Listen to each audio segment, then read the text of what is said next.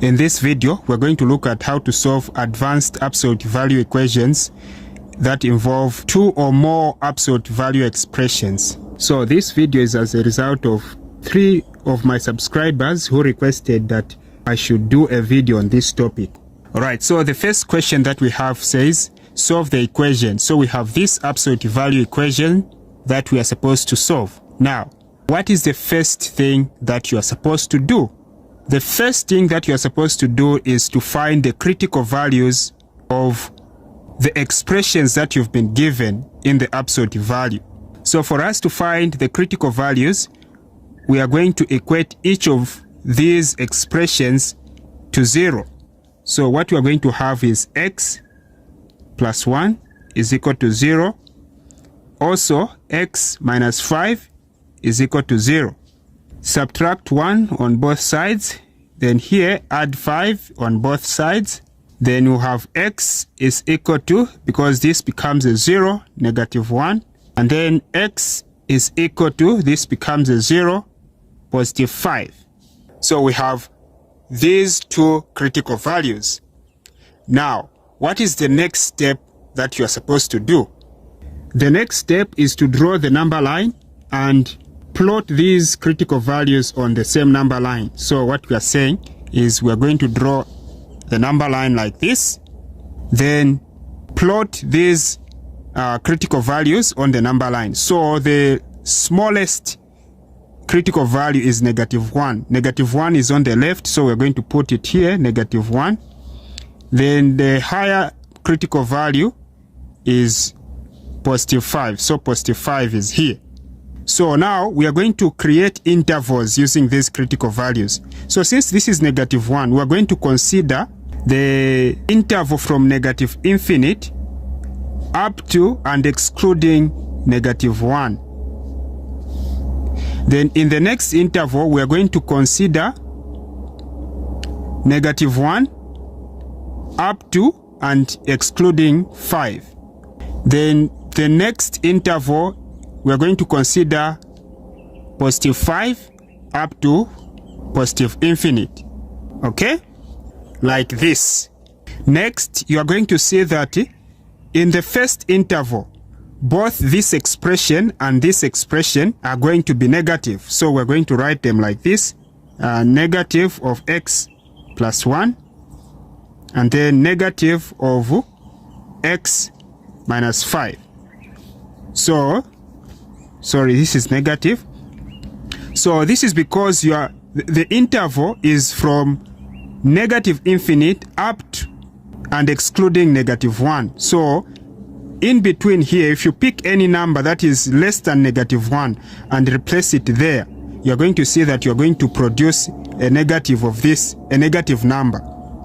Next, what will be the value of this expression for any number that is less than 5?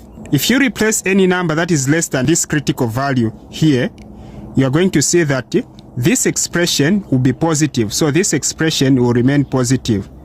For example, if you get a 2 and put it there, 2 plus 1 will be positive 3, which is a positive.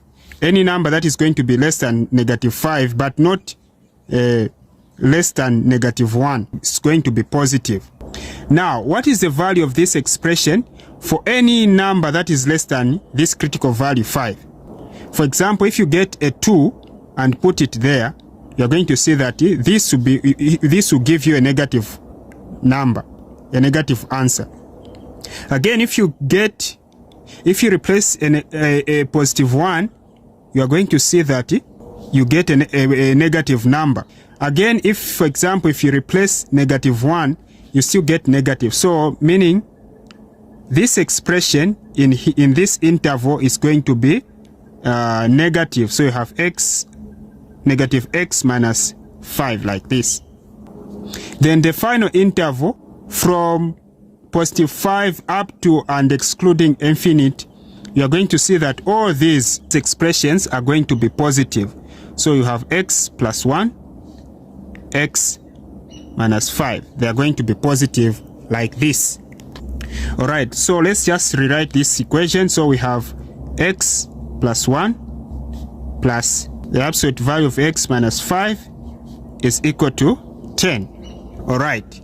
So we are going to pick these as they are. We're going to say negative of this minus negative of that and equate them to 10 and then solve. So negative x plus 1, then minus this, minus x minus 5 is equal to 10. So negative times x is negative x, negative times positive 1 is minus 1, then here we have minus x, then plus 5 is equal to 10. Then like terms together, negative x minus negative x is negative 2x, then negative 1 plus 5 is plus 4, positive 4 is equal to 10. Then we take away 4 on both sides of this equation, then we are going to have negative 2x is equal to, because this has become a 0, 10 minus 4 is 6. Then divide by negative 2 on both sides. Then we'll see that x is equal to negative 3.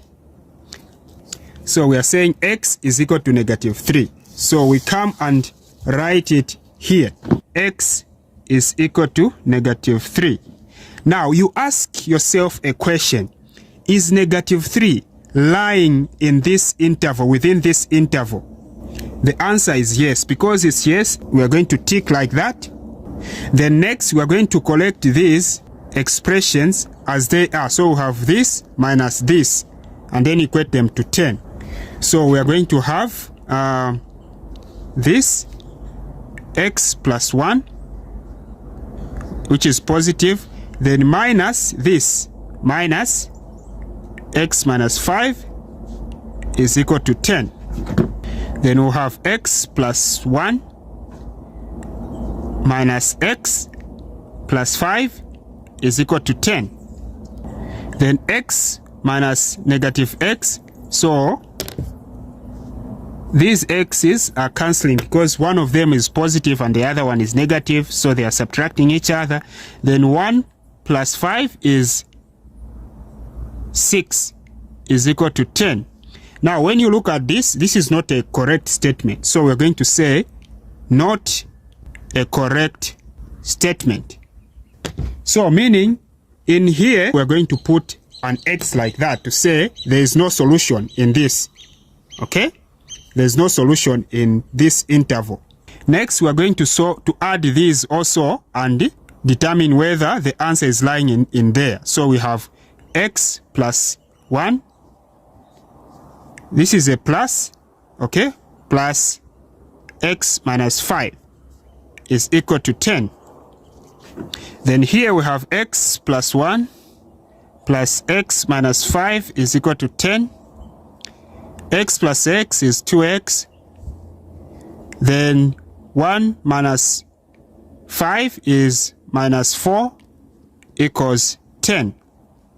Add a 4 on both sides. So we have 2x. Then this becomes a 0 is equal to 10 plus 4 is 14. Divide by 2 on both sides. Then we have x is equal to 7. So we're going to write x is equal to 7.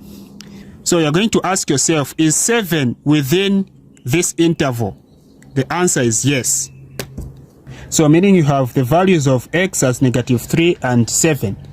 Okay, so you're going to conclude and say, therefore, the solutions to the equation, the absolute value of x plus 1 plus the absolute value of x minus 5 are x is equal to negative 3 and x is equal to 7. Alright, if you are with me up to this point, it means you are enjoying what I'm doing. Why can't you subscribe, hit the like button, comment and share. Alright, here is the next question. Feel free to pause the video and try it out and then compare your answers with the answers that we're going to find at the end. Alright, so the first thing is to find the critical values. So we have 3x plus 4 is equal to 0. Also x minus 2 is equal to 0. So we are going to have 3x is equal to negative 4. Then x is equal to negative 4/3. Then here we're going to have x being equal to positive 2. So we have these two critical values. Then next we are going to draw the number line, and then negative 4/3 is here, negative 4/3 is here, then this is going to be here. So next we come up with an interval. So we are moving from negative infinite to negative 4/3, but excluded. Negative 4/3 is excluded.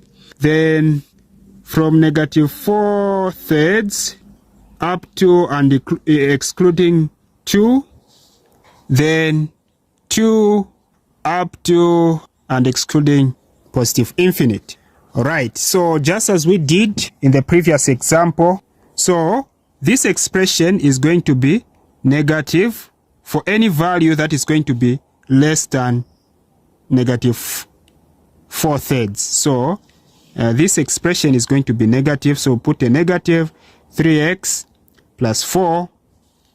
Then even this one that is inside is going to be negative for any value that is going to be less than 4/3.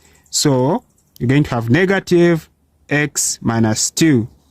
Again, this expression is going to be positive for any value that is going to be less than this critical value, but not less than negative 4/3. So this is going to be positive. So we're going to have 3x plus 4 as a positive expression.